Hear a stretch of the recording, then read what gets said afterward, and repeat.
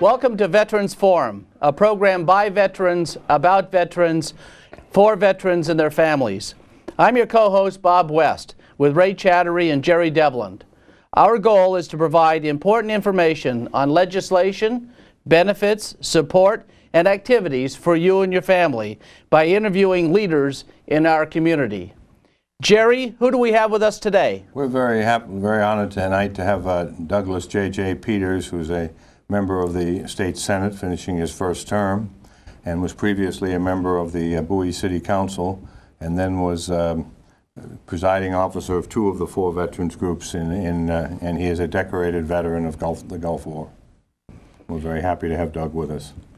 Welcome, Senator Peters. Thanks for having me. I'm glad to see you have the show rolling again. I know Walt Jones and Jim Pritchard and Marv Hout used to host the show, and they've passed, and they were great veterans, and you've carried their tradition, so I think it's good to get information out to the vets. And that's what we'd like to do tonight. So tell us what's coming up this legislative year and what's happening in Annapolis. Well, as you know, it's going to be a pretty tight budget. I think we're scheduled to cut $300 million. The problem is that there's really nowhere to cut. We've cut the fat, now we're looking at cutting bone. So under attack potentially could be, education funds, the rainy day fund. There hasn't been any real decision by both bodies to move forward in one direction or another. So any bills that we put forward that have a fiscal note are going to be scrutinized pretty heavily. And as you know, Judge, having been there, and the House of Delegates, fiscal notes are what drive a lot of the bills not in committee, out of committee, as we were talking earlier, to stay in committee. Never get a vote, in other words. Find the drawer is another term. Every bill gets a hearing, but not every bill gets voted on. So if the fiscal note's really high, then it won't get a vote. And then what will happen eventually is there'll be a kind of a number that's tossed around, 100,000, 250,000, and those bills will be released. So that's going to be really the guide for this session. And there's a number of issues that we had brought up last year as veterans to be voted on. They didn't seem to move. And I know, Ray, you have some interest in a number of those bills. Right. Well, one is, of course, being retired military. We got the $5,000, but it seemed like it's not moving for the subtraction modification for the retired income. A lot of times, even though it's a drain, it's still a draw to let the retired stay here in Maryland instead of moving to either Pennsylvania, Delaware, or West Virginia, where they do get the break. How do you think that might move this year? Well, we took some steps last year to try to minimize the fiscal impact of the bill. The bill initially goes in at $20,000, which is the amount equal to what Pennsylvania has. You just mentioned that you get $5,000 currently as a retired vet, so you get a net effect of $15,000 if that bill were passed. Well, that fiscal note is a multi-million-dollar fiscal note, and given the fact that we just opened the show with a $300 million deficit, that's just going to add to that deficit. So I put a bill in last year with many co-sponsors that only asked for $5,000 and asked for it in 2012. That way you could say, okay, look, we know you're going through this crisis. We're with you, but let's plan on the future to have the money set aside for the veterans for the $5,000 to make us at least somewhat competitive with Pennsylvania. Pennsylvania, as you know, has the $20,000. Now, that's an important bill as well because the BRAC issue, if we really want people to move into Maryland, we have to lure them from our neighboring states, and Pennsylvania is one of them. So we're not competitive right now.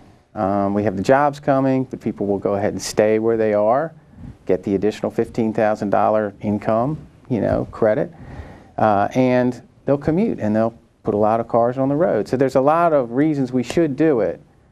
So we're going to try again this year to see if we can get some movement. But we really need the governor and the Speaker of the House and the President of the Senate to kind of all agree that this is going to be a priority if we're going to move the bill. And your committee and the Ways and Means Committee. Right. Doug is a member of the Budget and Tax Committee, which is the big fiscal committee in the Senate. which is really remarkable as a freshman member that he got put on that, and in the House Ways and Means Committee. But the problem is, and our argument is, if the BRAC people come into the state, they would pay more revenue, and this would offset, maybe more than offset, the loss you get. But unfortunately, constitutionally, you can't balance the budget on what you expect to bring in. You know, you've got to have a hard sort of figure. So the fiscal note only reflects what you lose. It doesn't reflect what you very likely, almost I'd say certainly, gain. But we're lucky to have, you know, there's a number of friends in the Senate, like Senator Peters and others, who are pushing for it. This very likely may not be the year. I mean, it's.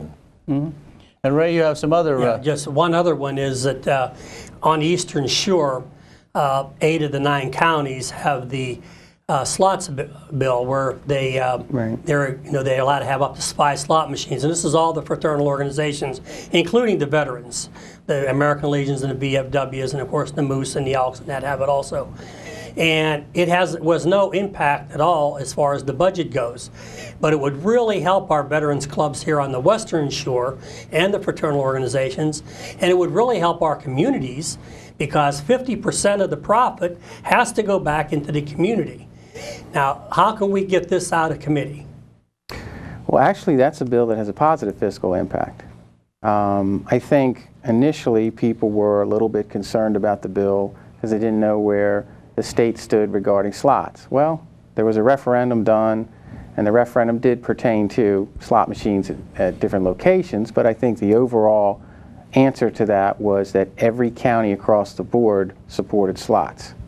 There wasn't a single county where it lost. So the issue is this, is that many years ago a deal was made to have those slot machines at these posts. In the last 2 years, Worcester County has shot a bill from the House over to the Senate that would allow an additional county to have it, which is Worcester County.